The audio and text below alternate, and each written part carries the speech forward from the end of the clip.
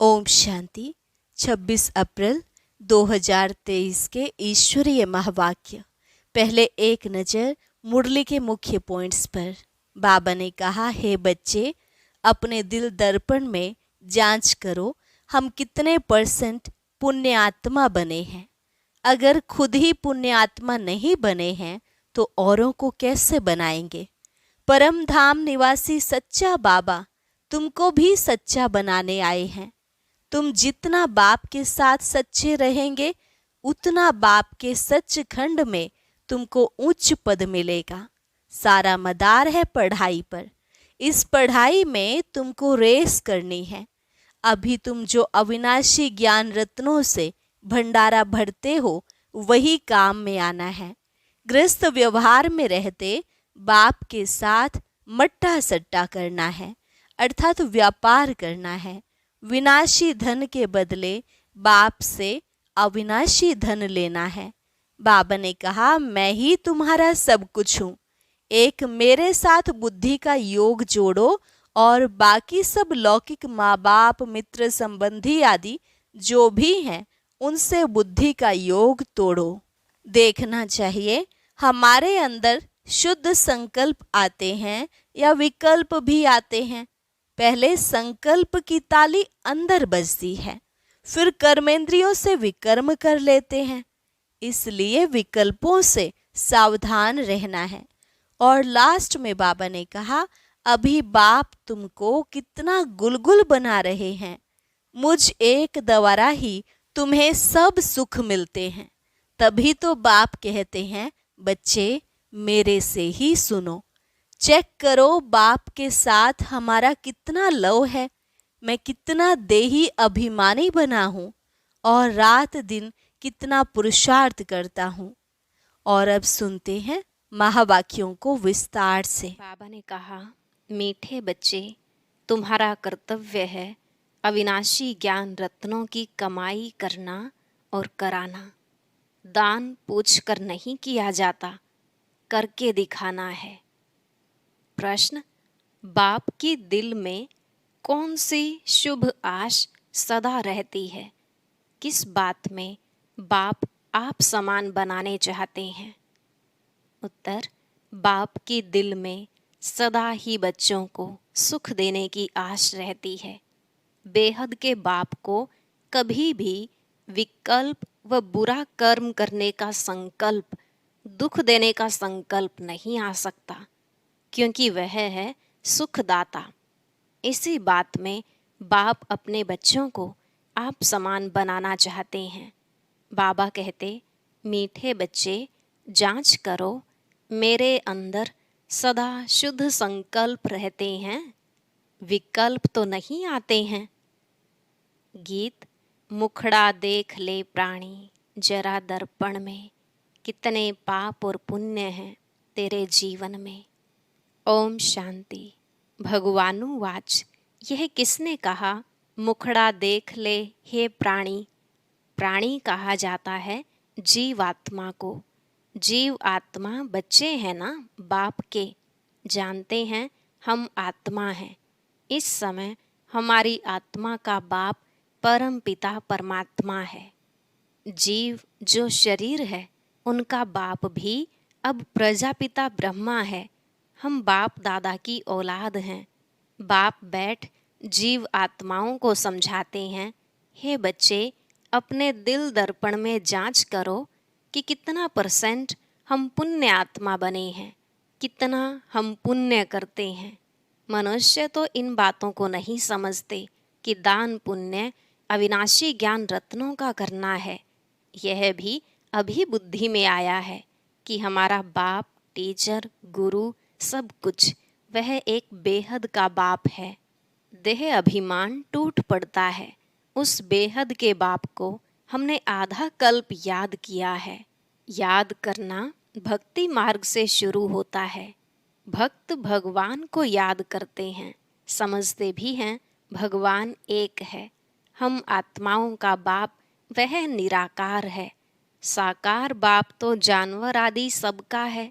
बाकी यह बाबा हमारा वही परमधाम निवासी सच्चा बाबा है। हमको सच्चा बनाने वाला है। पुण्य आत्माएं हैं सभी सचखंड में रहने वाली। तुम जानते हो, जितना बाप के साथ हम सच्चे रहेंगे, उतना बाप के सचखंड में हमको उच्च पद मिलेगा। इसके लिए रेस है। उस पढ़ाई में भी कोई बैरिस्टर बनता, कोई इंजीनियर बनता, कोई पक्का कोई कच्चा, कोई की आमदनी ₹1,00,000 तो कोई की ₹500 भी मुश्किल। पढ़ाई पर मदार ठहराना। अब तुम बच्चे अविनाशी ज्ञान रत्नों से भंडारा भरते हो। जो ही काम आना है, धारणा कर पुण्य आत्मा बनना है। औरों को भी दान दे पुण्य आत्मा बनाना है। दिल से पूछना है, हम कितना धारण कर और पुण्य करते हैं। अगर पुण्य नहीं करते तो जरूर पाप आत्मा ही रह जाते। तो अपना मुखड़ा देखना है। पिछाड़ी में बैठने वालों को तो मास्टर भी जानता है, बाप भी जानता है, रजिस्टर से पता लग जाता है। अब वह तो हुई स्थूल बातें, यह हैं गुप्त। मम्मा बाबा धारणा कराते रहते हैं। अविनाशी ज्ञान रत्नों को धारण करो और कराओ। खुद ही पुण्य आत्मा नहीं बनेंगे तो औरों को कैसे बनाएंगे। यह कोई दुनियावी बातें नहीं, यहाँ तो है ईश्वरीय बातें। जितना जो साहूकार होता है, उतना उनको खुशी का पारा चढ़ता है। धन तो मनुष्यों के पास बहुत है ना। अखबार में भी डालते हैं, इस समय फलाना सबसे साहूकार है। नंबरवार तो होते ही है ना। यहाँ तो विनाशी धन की बात नहीं, यहाँ है अविनाशी ज्ञान रत्नों की कमाई करना और कराना। इसमें पूछने की बात नहीं रहती। पूछकर दान नहीं किया जाता, करके दिखाना है। बाप कहते हैं, दिल दर्पण में देखो हम कितने पुण्य आत्मा बने हैं। हम सब नंबर 1 पाप आत्मा थे, पुण्य आत्मा भी नंबर 1 थे। अब फिर ज्ञान का तीसरा नेत्र मिला है, पुण्य आत्मा बन रहे हैं। अब जितना जितना यह ज्ञान धन इकट्ठा करते हैं, उतना साहूकार बनते हैं। उस विनाशी धन से हम बैगर बनते और इस अविनाशी धन से हम साहूकार बनते हैं। मट्टा सट्टा करते हैं, अदली बदली करते हैं। तन मन धन सब कुछ हम बाबा को दे देते हैं। बाबा फिर हमको ज्ञान रत्न देते हैं, जिससे हमको तन मन धन सब कुछ नया मिलता है। वहाँ माया होती नहीं जो कोई का मन भटके। यहाँ तो मन माया के वश है। मन सबसे जास्ती हैरान करने वाला है। योग नहीं है तो मन शैतान बन जाता है। देखना है हम बाबा से कितना धन लेकर और फिर दान करते हैं। मम्मा बाबा भी तो तुम्हारे जैसे मनुष्य ही हैं, कान से सुनते हैं। निराकार बाबा इन ऑर्गन से बोलते हैं। निराकार आत्माओं को अपना अपना शरीर है। यह है पुराना कलयुगी शरीर जो दुख देता रहता है। बच्चे जानते हैं, बाप आकर हमको सदा सुखी बनाते हैं। बाप मिला है तो अंदर खुशी से तालियां बजती रहती हैं, तब बाहर में भी बजती हैं। पहले संकल्प की ताली अंदर बजती है, फिर बाहर बजती है। पहले अंदर आएगा कि यह करें, फिर कर्मेंद्रियों से कर लेते हैं। तो जांच करनी चाहिए कि हमारे अंदर शुद्ध संकल्प आते हैं व विकल्प आते हैं। संकल्प शुद्ध ख्याल को, विकल्प अशुद्ध ख्याल को कहा जाता है। बेहद के बाप को कोई विकल्प थोड़े ही आएगा, वह तो है ही सुखदाता। तुम्हारे पास विकल्प आएंगे, किसको दुख देने के व विकर्म करने के। मैं तो तुमको हूबहू आप समान बनाने आता हूँ। यह तो जानते हो, बाप हमेशा बच्चों को आप समान बनाते हैं। बच्चों को जन्म कोई दुख के लिए थोड़ी ही देते हैं। दुख तो कर्मानुसार मिलता है। माँ बाप की आशा रहती है कि बच्चों को बहुत सुखी रखें, परंतु माया की प्रवेशता है। लौकिक बाप समझते हैं बच्चों की शादी कराए बहुत सुख देते हैं, परंतु पारलौकिक बाप कहते, शादी किया माना बर्बादी किया। हम तुमको ऐसा गुलगुल बनाते हैं जो स्वर्ग में तुम शादी करेंगे तो पटरानी पटराजा बनेंगे, झूलों में झूलेंगे। लौकिक बाप और पारलौकिक बाप की बुद्धि में देखो कितना फर्क है। इस समय माया के संस्कार मनुष्यों में बड़े कड़े हैं, जैसे अजामिल हैं। मैं तो चाहता हूँ बच्चों को इतना सुखी बनाऊं जो एकदम झूलों में झूलें। बेहद के बाप के दिल अंदर बच्चों के सुख लिए कितनी फर्स्ट क्लास आशा रहती है। बच्चों को माँ बाप पैदा करते हैं तो माँ बाप को ही फिर सुखी बनाना है। बेहद का बाप भी चाहते हैं बच्चे सुखी बने, परंतु लौकिक और पारलौकिक बाप की बुद्धि में बहुत फर्क है। बेहद का बाप कहते हैं, एक मुझ साथ बुद्धि का योग जोड़ो और सब लौकिक माँ बाप मित्र संबंधी आदि जो भी हैं उन सब से बुद्धि का योग तोड़ना है। मैं तुम्हारा सब कुछ हूँ। माया तुमको हर बात में दुख दिलाएगी, मैं तुमको सुख का सागर बनाता हूँ। मैं खुद राजाई का सुख नहीं भोगूंगा, परंतु कहेंगे तो सही ना, सुख का सागर, शांति का सागर, तब तो सुखी बनाता हूँ। कितना अच्छी रीति समझाते हैं और कोई समझा न सके। भारत में ही गाते हैं, तवमेव माता च पिता तवमेव। यह महिमा कहाँ से आई जो गाते रहते हैं। बाप कहते हैं, मुझ एक द्वारा तुमको सब सुख मिलते हैं, इसलिए तुमको कहते हैं और संग तोड़ो। देह सहित जो भी तुम्हारे संबंधी आदि हैं सबको भूलो, अपने को देही अभिमानी समझो। बाप कितना गुलगुल बनाते हैं, कहते हैं मेरा ही सुनो, मेरे साथ योग लगाओ। जैसे मैं ज्ञान का सागर हूँ, सारी रचना को जानता हूँ, ऐसे तुम्हारी बुद्धि में भी यह सृष्टि का चक्र फिरता है। माता पिता कब बच्चों को दुख नहीं देते, दुख के लिए रचना नहीं रचते। अब बाप कहते हैं, बीती सो बीती, ड्रामानुसार अब गुलगुल पवित्र बनो। वहाँ तो विकारों की बात नहीं होती, महाराजा महारानी बनते हैं। सारी दुनिया कहती है सतयुग हेवन वाइसलेस वर्ल्ड है। वहाँ के देवी देवताओं को सब पूजते हैं क्योंकि पवित्र थे, सर्वगुण संपन्न थे। 16 कला से फिर कलाहीन बनना ही है। चंद्रमा भी पिछाड़ी में देखो क्या हो जाता है, जिसको अमावस्या कहते हैं। यह भी ऐसे ही है, मनुष्यों में कोई गुण नहीं रहा है। 16 कला तो क्या, एक कला भी नहीं रही है। एक कला भी न रहने से इसको घोर अंधियारा कहा जाता है। फिर कलाएं आते आते 16 कला बन जाएंगे। अभी तुम कलाहीन काले बन पड़े हो। ब्रह्मा की अंधियारी रात कही जाती है। ब्रह्मा को प्रजापिता कहा जाता है। तुम कहलाते हो ब्रह्मा कुमार कुमारी। पहले बीके की अंधियारी रात थी, अब सोजरे में आए हैं। फिर 16 कला बनते हैं। जो 16 कला सूर्यवंशी थे उनकी कलाएं कम होती गई, अब फिर सब कलाएं धारण कर रहे हैं। ऐसा धारण करते हैं जो सतयुग में 16 कला संपूर्ण बनते हैं। जैसे राजा रानी 16 कला संपूर्ण, वैसे ही लक्की स्टार्स यथा राजा रानी तथा प्रजा नंबरवार तो होते ही हैं। अभी तो राजाएं रंक बन गए हैं, रंक से ही फिर राजा बनेंगे। अब बाप कहते हैं, इन सब को भूल अशरीरी बन जाओ। अपने को देही समझ मित्र संबंधी आदि सबको भूलो। अब तुम सब कुछ बलि चढ़ते हो। हम तुमको अविनाशी ज्ञान रत्न देते हैं। एक एक रत्न की वैल्यू कोई कर नहीं सकते। बाबा रूप बसंत की कहानी सुनाते हैं, जिनके मुख से रत्न निकलते थे।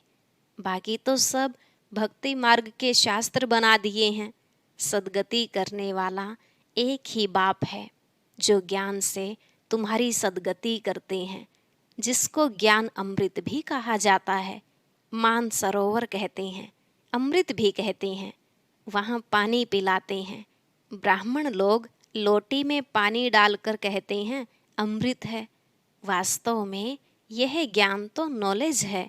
बाप कहते हैं, लाडले बच्चे, तुम देही अभिमानी बनो, माया छोड़ेगी नहीं। तुम देही अभिमानी बनने की कोशिश करेंगे तो माया फिर देह अभिमानी बनाती रहेगी। यह लड़ाई नंबर 1 है।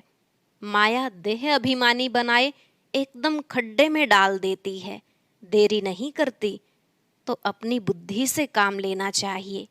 बाबा तो कहेंगे अच्छी रीति पढ़ो तो टीचर का भी नाम बाला होगा। बाप है इजाफा देने वाला। अच्छी रीति पढ़ने वाले को और पढ़ाने वाले को इजाफा मिलता है, वाह निकलती है। पद भी ऊंच पाना है तो पहले पहले अपने दर्पण में देखो, हमारा बाप के साथ लव है? कितना मैं देही अभिमानी हूँ, कितना मैं रात दिन पुरुषार्थ करता हूँ। देह अभिमान आने से यात्रा में खड़े हो जाते हैं। बाप को याद करना भूल जाता है तो और ही 2 कदम पीछे हट जाते हैं। एक तरफ फायदा होता है तो दूसरे तरफ नुकसान भी हो जाता है। देही अभिमानी बनते तो खाता भरता जाता है। माया कहाँ न कहाँ घाटा डाल देती है। रिस्पॉन्सिबल बच्चे अपने खाते का विचार रखते हैं, नहीं तो कोई देवाला मारते हैं। यह व्यापार ही ऐसा है, जो जमा भी होता तो ना भी होता। माया भुला देती है ना, तो देखना है कितना बाप को याद करते हैं और कितना औरों को आप समान बनाते हैं। व्यापारी तो सब हिसाब रखते हैं, नहीं तो व्यापारी नहीं, अनाड़ी हैं। कोई तो बहुतों को सुख देते हैं।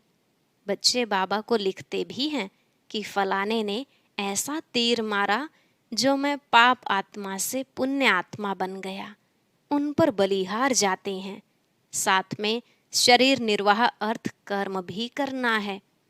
ग्रस्त व्यवहार में रहते बाप से व्यापार भी करना है। योग बल से पापों को भस्म करना है, औरों को पुण्य आत्मा बनाना है। यह है सारा बुद्धि का काम। बुद्धि सालिम तब बनती है जब बाप को याद करते हैं, नहीं तो देह अभिमान में मित्र संबंधी याद आएंगे। माया छोड़ती नहीं है। शिव बाबा की मत पर चलते चलते श्रीमत को भी लात मार देते हैं, फिर पद भ्रष्ट बन जाते हैं। अंत में बहुत पछताएंगे, त्राही त्राही करेंगे। अच्छे अच्छे बच्चे तो सबकी दिल पर चढ़ते हैं, नाम भी बाला करते हैं। पांडव सेना में कौन कौन महारथी हैं और कौन कौन उस सेना में महारथी हैं, तुम दोनों सेनाओं को जानते हो ना। यह सभी समझने की बातें हैं। कोई विरले ही श्रीमत पर चलते हैं। श्रीमत पर न चलने के कारण बाप का नाम बदनाम करते हैं, अर्थात लात मारते रहते हैं। यह है सत का संग। 1-2 को आप समान बनाए स्वर्ग का मालिक बनाते हैं। माया इतना पाप आत्मा बना देती है जो बाप को भी फारकती दे देते हैं।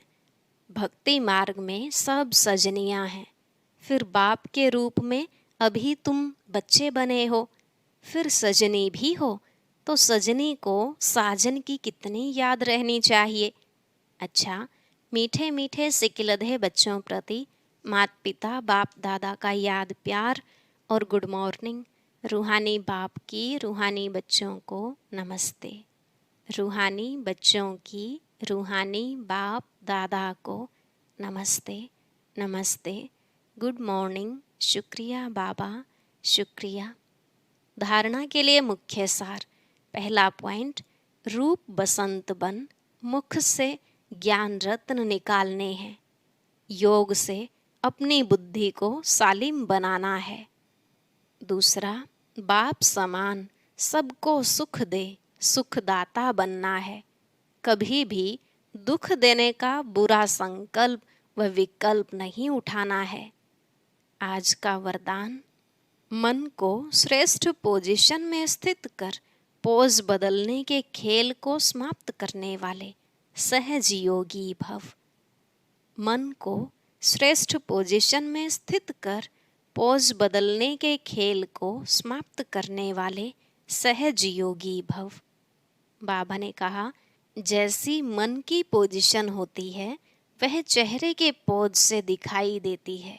कई बच्चे कभी कभी बोझ उठाकर मोटे बन जाते हैं, कभी बहुत सोचने के संस्कार के कारण अंदाज से भी लंबे हो जाते हैं, और कभी दिल शिकस्त होने के कारण अपने को बहुत छोटा देखते हैं। तो अपने ऐसे पोज साक्षी होकर देखो और मन की श्रेष्ठ पोजीशन में स्थित हो ऐसे भिन्न भिन्न पोज परिवर्तन करो, तब कहेंगे सहज योगी। स्लोगन, खुशियों के खान की अधिकारी आत्मा सदा खुशी में रहती और खुशी बांटती है।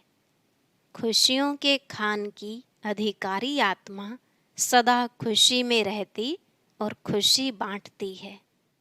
और अब सुनते हैं आज का अव्यक्त ज्ञान मोती।